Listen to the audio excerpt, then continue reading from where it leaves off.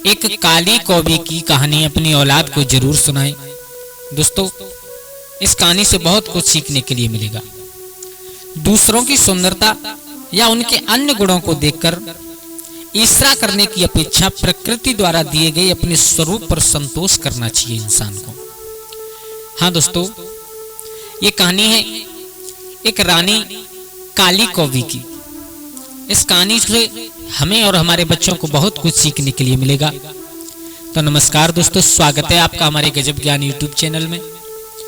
दोस्तों, आप लोगों से एक निवेदन करना चाहूंगा कि अगर आप हमारे गजब ज्ञान यूट्यूब चैनल पर नए दर्शक मेहमान बंधु बनकर के आए हैं तो प्लीज हमारे चैनल को सब्सक्राइब करें और अपने परिवार के साथ में शेयर जरूर करें और वीडियो को अंत तक जरूर देखें, क्योंकि जब तक आप लोग पूरा नहीं देखोगे कोई बात समझ में नहीं आएगी।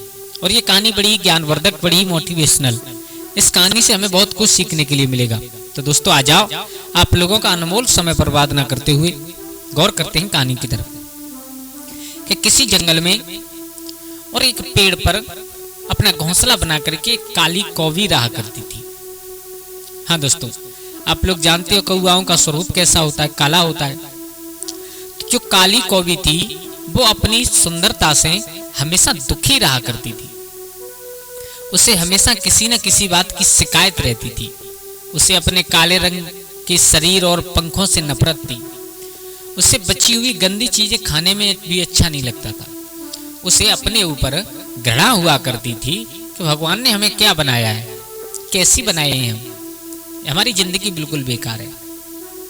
एक तो हमारा रंग काला, दूसरी गंदी चीजें खाने का हमारा काम, तीसरी न तो हमारी बोली अच्छी। मेरे भैया, कभी कभी वो मैना, तोता, फाख्ता, कठफोड़वा जैसे रंगीन पक्षियों को देखकर और इससे और ज्यादा अपने ऊपर घृणा होने लगती थी। कभी कभी तो ऐसा होता कि वह उन पक्षियों को, रंगीन पक्षियों को देख करके बड़बड़ा उठती थी, काश मेरा भी शरीर इन्हीं की तरह सुंदर होता। ऐसे ऐसे दिमाग उसके विचार में आते थे। उसे इस बात का भी दुख था कि उसकी आवाज कोयल की तरह मधुर नहीं है। कभी कभी वह कल्पना करती थी कि वह एक छोटी सी तितली होती। कितने सुंदर सुंदर रंग भरे हुए होते हैं इस तितली में, जो पेड़ पौधों पर चक्कर काटती है और फूलों का मीठा रस पीती है। कभी कभी वह सोचती कि वह एक मजबूत चील की तरह होती। मेरे भैया, कहने का मतलब वो जिस पक्षी को देखती उसी पक्षी की कल्पना करने लगती कि काश मैं भी ऐसी होती। मेरे भैया, उसका समय ऐसे ही धीरे धीरे निकल रहा है, घृणा में जी रही है वो काली कौवी। तो दोस्तों, एक दिन वह रोज की तरह दुखी और उदास जंगल में उड़ रही थी। आंखों में हल्के नम आंसू थे, नम आंखें थी और उदास मन से जंगल में उड़ रही थी कि अचानक उसने क्या देखा। कुछ दूरी पर उसकी नजर पहुंची तो उसने देखा कि कुछ पक्षी और कुछ तितलियों के पीछे दौड़ रहे हैं। हाँ दोस्तों, कुछ पक्षी तितलियों के पीछे दौड़ रहे हैं। अब कौवी उनको देख रही है। पहले तो कौवी ये विचार करती थी कि मैं तितली होती, लेकिन आज कौवी ने क्या देखा कि कुछ पक्षी तितलियों के पीछे दौड़ रहे हैं। तितलियों ने बहुत कोशिश की दौड़ करके बचने की, लेकिन वो सब पक्षी और उन सब तितलियों को मार करके खा गए। मेरे भैया, एकदम काली कौवी ने देखा, पेट में एकदम डर बैठ गया। आज पहली बार कौवी ने भगवान का शुक्रिया अदा किया, प्रभु ठीक किया तुमने जो मैं तितली नहीं थी। दोस्तों, कुछ दिन पहले वो ये सोचती थी कि मैं अगर तितली होती तो कितनी सुंदर लगती, लेकिन आज पहली बार कौवी ने सोचा है कि भगवान तुम्हारा लाख लाख शुक्र जो कि मैं तितली नहीं हूं। अब वहां से कौवी निकल गई। अब कुछ दूर और उड़ने के बाद उसकी नजर और एक जाल पर पड़ी, जिस जाल में तरह तरह के रंग बिरंगे पक्षी फंसे हुए, जिनके बहुत बहुत सुंदर रंग हैं। उन पक्षियों को देख करके उस कौवी को थोड़ी सी दया आई, और दया आई तो उन पक्षियों को निकालने के लिए वो कौवी और जो जाल में जाकर के अपनी चोंच मारने लगी।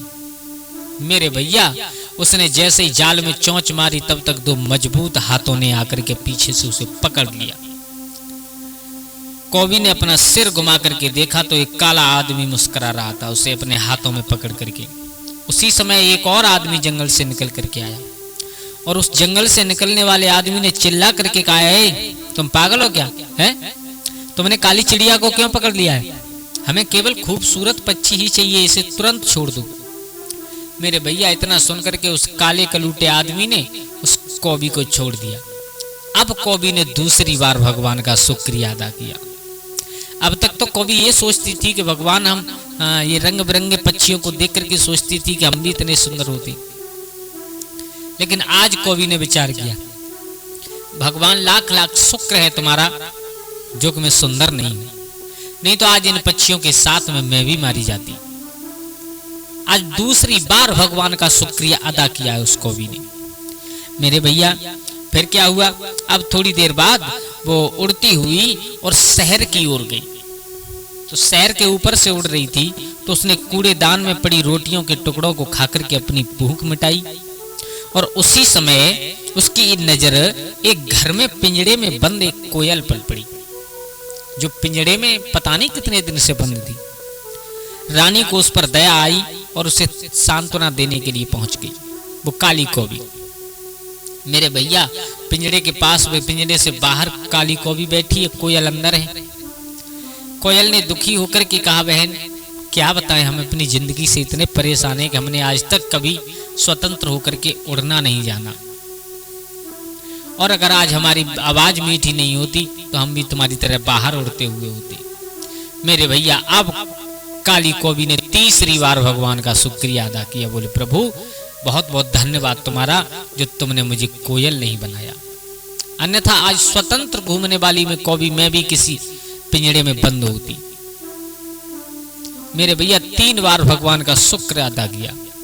अब वहां से और वो काली कौवी अपने घर की ओर उड़ती हुई चली।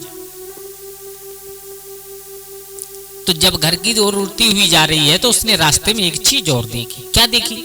उसने देखा कि कुछ शिकारी और जो चीलों का झुंड एक पीपल के पेड़ पर बैठा हुआ था उस पर गोली चला रहा है। कुछ चील मर गई, कुछ घायल हो गई, कुछ उड़ गई, कुछ चिल्ला रही हैं दर्द से, कोई कुछ कर रहा है। मेरे भैया अब तो काली कौवी के दिल में और ज्यादा घृणा उत्पन्न होने लगी। हालांकि उसी पेड़ के ऊपर से काली कौवी उड़ करके गई थी, लेकिन शिकारियों ने उसकी तरफ देखा भी नहीं, क्योंकि वो तो चील का शिकार कर रही थी। मेरे भैया अब जैसे ही रात्रि हुई, काली कौवी अपने घर पहुंची, अपने घोंसले में पड़े हुए कुछ रोटी के टुकड़ों को खा करके वह सो गई। अब उसे इस बात का पता चल चुका था, इस बात का पूरा ज्ञान हो चुका था कि मजबूत और खूबसूरत होकर हमेशा मारे और पकड़े जाने का डर रहता है।